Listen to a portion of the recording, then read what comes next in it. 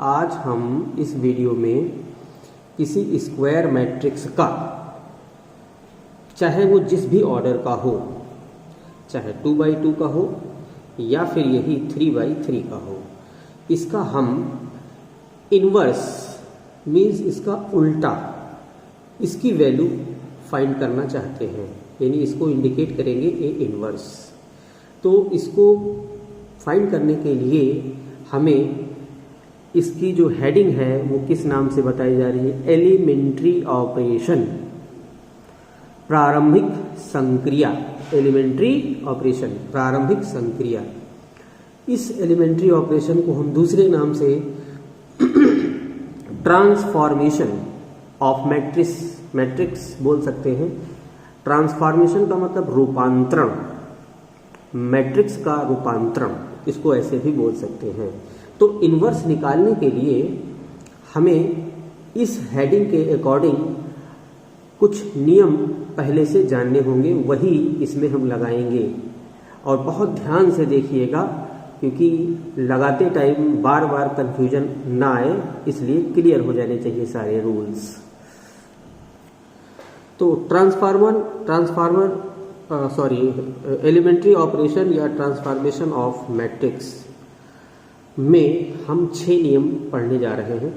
Basically 6 नहीं, इसको हम लोग 3 ही माने, क्योंकि जो 3 रूल रो के लिए लगाएंगे वही सेम 3 रूल कॉलम के लिए लगाएंगे। तो काउंटिंग में 6 होते हैं, लेकिन एक्चुअल में ये 3 होते हैं। तो हम रो के लिए समझते हैं। जैसे ये एक स्क्वायर मैट्रिक्स है। अच्छा, जब हम इन्वर्स निकालेंगे तो उसके पहले हम कंडीशन चेक करते हैं कि ये इन्वर्स निकालने लायक है या नहीं है। तो इसकी बात हम लोग बाद में करते हैं। अभी इसके पीछे जो लगने वाले लॉजिक है, रूल है, वो ध्यान देते हैं। तो देखिए, यहाँ पर हमने लिख के दिखाया है 6 रूल होते हैं, टोटल 6 ऑपरेशंस होते हैं, जिसमें से 3 ऑपरेशन रो के लिए हैं और 3 ऑपरेशन कॉलम के लिए हैं। तो हम बात करते हैं रो ऑपरेशन।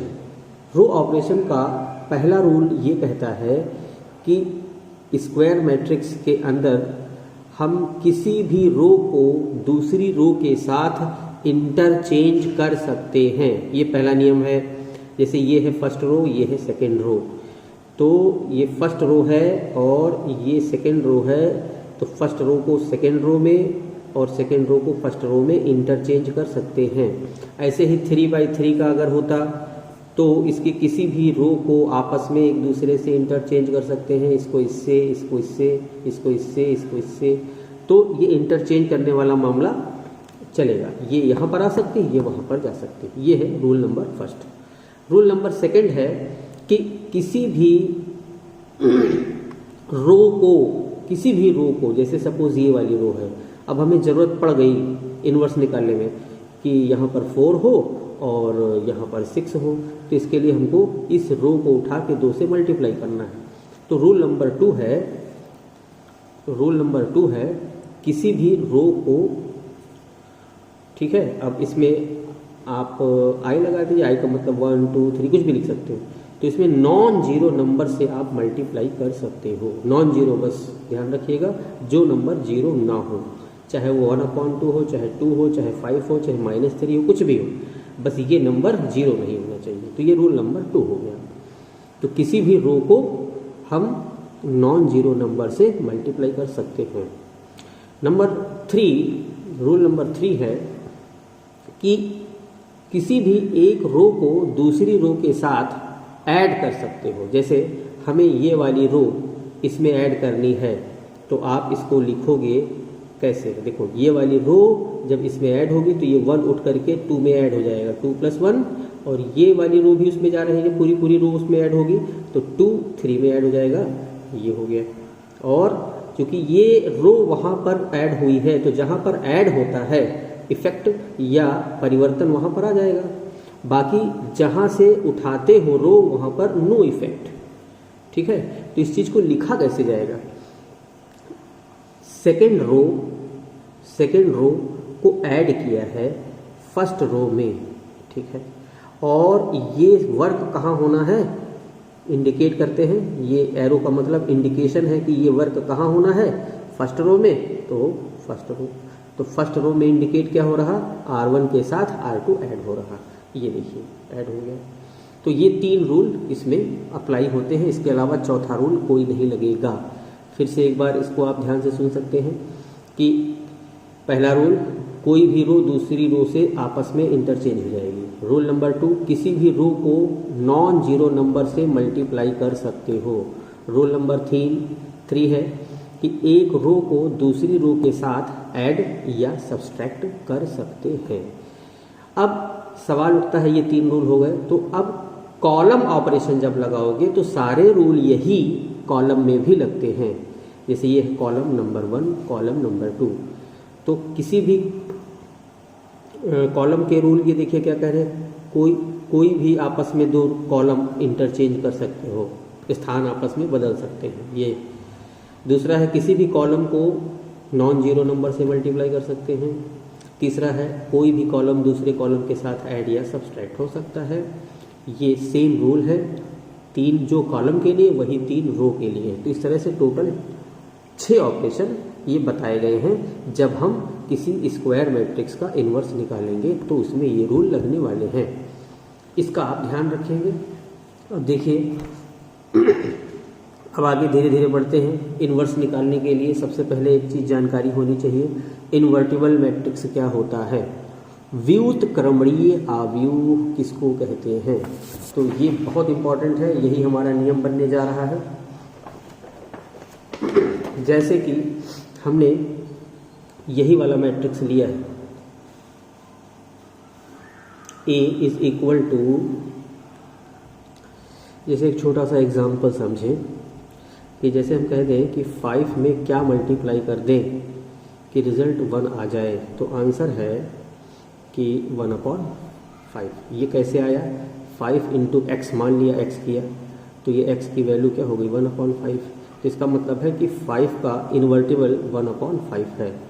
तो उसी तरह से कि इस स्क्वायर का इन्वर्स क्या होगा, तो इस स्क्वायर मैट्रिक्स का इन्वर्स हम सपोज कर लेते हैं वो भी एक मैट्रिक्स ही होगा जिसका ऑर्डर इसी का ऑर्डर होगा। तो इस मैट्रिक्स, स्क्वायर मैट्रिक्स का इन्वर्स एक मैट्रिक्स होगा। अब हम उसको अभी यहाँ नहीं जानते हैं तो हम लेट कर लेते हैं, लेट वो मैट्रिक्स होगा B। तो B को अगर A के साथ मल्टीप्लाई करते हैं तो रिजल्ट आना चाहिए आइडेंटिटी मैट्रिक्स सेम ऑर्डर का। अगर ये सेकेंड ऑर्डर का है तो इसका इन्वर्स भी सेकेंड ऑर्डर का ही होगा। तो जिस तरह से यहाँ पर देखिए कि 5 में हम क्या मल्टीप्लाई कर दें कि 1 आ जाए, तो आंसर है 1/5। तो ये क्या है 1/5, इसका इन्वर्स है। तो ठीक उसी तरह से B इसका इन्वर्स होगा। कब, जब ये B को इसके साथ मल्टीप्लाई करने पर उसी ऑर्डर का आइडेंटिटी मैट्रिक्स आ जाए, तब हम B को A का इन्वर्स बोलते हैं। और इन्वर्स इसका लिखा जाएगा ऐसे, A इन्वर्स, A का inverse, A inverse into A, ये क्या हो जाएगा I। तो इस तरह से B की वैल्यू किससे इंडिकेट की जाएगी, क्योंकि हम जान रहे हैं कि B जो है वो A का क्या है, इन्वर्स है। तो इन्वर्स लिखने का स्टाइल हमने क्या ऊपर लिया, A इन्वर्स। तो B की वैल्यू हम क्या लिख सकते हैं, A इन्वर्स। तो इस तरह से ये आ गया रिजल्ट। इसको आप ऐसा भी लिख सकते हैं, देखिए A इंटू A इन्वर्स या फिर A inverse into A is equal to I। तो ये रही इसकी बात। तो इसकी समरी क्या हो गई, किसी स्क्वायर मैट्रिक्स का, किसी भी स्क्वायर मैट्रिक्स का इन्वर्स वो मैट्रिक्स होता है जिसको उसके साथ मल्टीप्लाई करने पर उसी ऑर्डर का आइडेंटिटी यानी इकाई अवयव मिल जाए, तब इसको हम इसका इन्वर्स कहते हैं। और ये इंडिकेट कैसे होगा, ए इन्वर्स।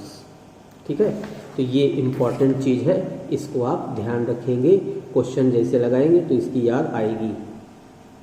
इसके बाद इन्वर्स मैट्रिक्स कौन कौन से रूल्स को फॉलो करता है। तो नंबर 1 है, कोई भी इन्वर्स मैट्रिक्स किसी भी स्क्वायर मैट्रिक्स का जो इन्वर्स होता है वो यूनिक होता है, मतलब अद्वितीय होता है, ये इसमें बताया गया है। अगर उस मैट्रिक्स का इन्वर्स निकाला जा सकता है तो उसका इन्वर्स जो आएगा वो अद्वितीय होगा। ये रूल नंबर 1 है। दूसरा है कि अगर ए और बी ये दो स्क्वायर मैट्रिक्स सेम ऑर्डर के हैं और इन्वर्टिबल हैं, ए भी इन्वर्टिबल है बी भी इन्वर्टिबल है, तो इसमें आपस में एक रिलेशन होता है।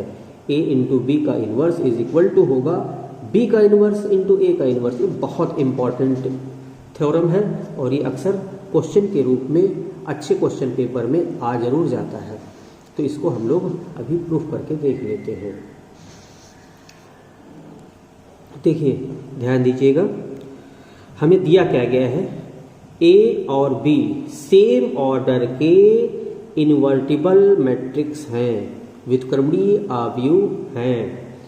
तो इसमें रिलेशन क्या है, ए बी का इन्वर्स इज इक्वल टू ये रिलेशन होता है, ये प्रूफ करना है हमको। तो अगर अभी अभी हमने इन्वर्टिबल मैट्रिक्स की डेफिनेशन पढ़ी कि अगर हम बात इसकी करते हैं कि अगर ये इन्वर्टिबल है ए, तो ए को इसके इन्वर्स के साथ मल्टीप्लाई किया जाए या इसको पहले लिख लिया जाए, इसको बाद में लिख लिया जाए, तो ये रिजल्ट क्या देगा, आई देगा। ये हो गई एक इक्वेशन। अगर हम बी को भी इन्वर्टिबल मैट्रिक्स कहते हैं, ये दिया हुआ है ना, तो इसको भी हम अगर इसके इन्वर्स के साथ मल्टीप्लाई करें या इसको पहले लिख लें तो इसका भी रिजल्ट क्या हो जाएगा, आई के बराबर हो जाएगा। तो ये दो एक तरह से हमें गिवन में दिया गया है, ये बात हमें मालूम है। अब हमें ये प्रूफ करना है, तो हम क्या करते हैं कि जैसे हम ये कह सकते हैं कि वी नो कि अगर कोई मैट्रिक्स सपोज सी है, वो इन्वर्टिबल है, तो उसको उसके इन्वर्स के साथ मल्टीप्लाई किया जाए तो रिजल्ट क्या आना चाहिए, आई के बराबर आना चाहिए। ये से एक अपनी तरफ से अलग से एक बात बताई, ठीक है। तो अब ये देखिए, ए बी एक मैट्रिक्स ही है भाई, ए अलग मैट्रिक्स बी अलग मैट्रिक्स, इसको आप मल्टीप्लाई करेंगे तो एक मैट्रिक्स ही तो होगा। तो ये एक तरीके का ये एक मैट्रिक्स है, तो मैट्रिक्स का इन्वर्स लगा है। अब अगर हम इसको एक मैट्रिक्स मान लेते हैं, ठीक है, तो इसका इन्वर्स, इसको अगर हम मल्टीप्लाई कर दें इसी के मैट्रिक्स से ऐसे, तो ये सी आप समझ लीजिए, इसको सी इन्वर्स, तो ये रिजल्ट क्या देना चाहिए, आई देना चाहिए। अब ये स्टार्ट हो गया प्रूफ करने का यहाँ से सिस्टम। ये हम ऐसा लिख सकते हैं इस लॉजिक से, ठीक है। अब क्या करते हैं, इसमें हम प्री मल्टीप्लाई करते हैं। क्या चीज, प्री मल्टीप्लाई कर देते हैं, मल्टीप्लाई ए इनवर्स का, मतलब ये है हमारा LHS, ये है RHS। ए इनवर्स का मल्टीप्लाई करते हैं पहले, प्री का मतलब पहले, तो ए इनवर्स को हमने मल्टीप्लाई किया इस साइड में यहाँ पर, और लिखा हुआ है लेफ्ट साइड लिखा है AB, और AB के ऊपर पावर -1। तो ये चीज़ हमने पहले LHS में पहले मल्टीप्लाई, इसको प्री मल्टीप्लाई किया, तो इधर भी हम प्री मल्टीप्लाई कर लेते हैं, ठीक है। अब ए इनवर्स और ए को अगर हम आपस में लपेट दें, मीन्स ए इनवर्स और ए को और इंटू बी, ये बाहर ऐसे लिखा रहने देंगे, और ए बी के ऊपर power -1 is equal to A inverse into I. तो अब देखिए, ये चीज़ हमें पता है कि इसकी वैल्यू क्या होती है, आई, तो इसको हम लिख देते हैं आई, और ये इंटू बी, ए बी के ऊपर पावर क्या लगी है, -1, ए इनवर्स आई। अब इनवर्स मैट्रिक्स को उसी ऑर्डर के किसी स्क्वायर मैट्रिक्स से अगर आप मल्टीप्लाई करते हो तो वही रिजल्ट दे देता है, ठीक है। तो उसी तरह से इसका रिजल्ट हम क्या लिख सकते हैं, इनवर्स मैट्रिक्स को उसी ऑर्डर के मैट्रिक्स से गुणा करेंगे तो ये वही मैट्रिक्स से दे देगा, बी, ए बी के ऊपर पावर -1 ऐसे नोट कर लिया। ठीक उसी तरह से हमारे हाथ के नीचे कोई स्क्वायर मैट्रिक्स है तो इनवर्स भी उसका स्क्वायर होगा। अब कोई स्क्वायर मैट्रिक्स उसी ऑर्डर के इन आइडेंटिटी से मल्टीप्लाई करते हैं, आई से मल्टीप्लाई करते हैं, तो रिजल्ट जो हमारे हाथ के नीचे वही आना चाहिए। तो इसको हम लिख सकते हैं ए इनवर्स। ठीक है, अब क्या करते हैं इसमें प्री मल्टीप्लाई। अब दोनों साइड इसमें फिर से प्री मल्टीप्लाई करते हैं बी का, सॉरी बी इनवर्स का। तो इसमें हम बी इनवर्स का दोनों तरफ प्री मल्टीप्लाई करते हैं। बी इनवर्स इस साइड यहाँ पर और इसमें इस साइड बी इनवर्स का मल्टीप्लाई करते हैं। तो बी इनवर्स मल्टीप्लाई हो गया और बाकी LHS हमारा नोट कर लेते हैं इसको, इज इक्वल टू ये। तो ये चीज़ बन गया फिर से उसी तरह से आई। तो इसको हम आई लिख देते हैं। ए बी के ऊपर पावर है -1 और बी इनवर्स ए इनवर्स। आई को जिससे भी मल्टीप्लाई करोगे वही आ जाएगा। तो यानी ए बी के ऊपर पावर -1 और बी के ऊपर पावर -1, ए के ऊपर पावर -1। ये हमारा इसका प्रूफ है, बहुत इंपॉर्टेंट है। इसकी प्रैक्टिस आप अच्छे से दिमाग लगा के करिएगा, याद करने की ज़रूरत नहीं है। इसमें आपको करना क्या है कि ये लॉजिक से स्टार्ट करेंगे, इसको आप इस लॉजिक से स्टार्ट करोगे, फिर एक बार ए इनवर्स से प्री मल्टीप्लाई, फिर दोबारा बी इनवर्स से प्री मल्टीप्लाई और प्रूफ, ये हो जाएगा। Okay, thank you.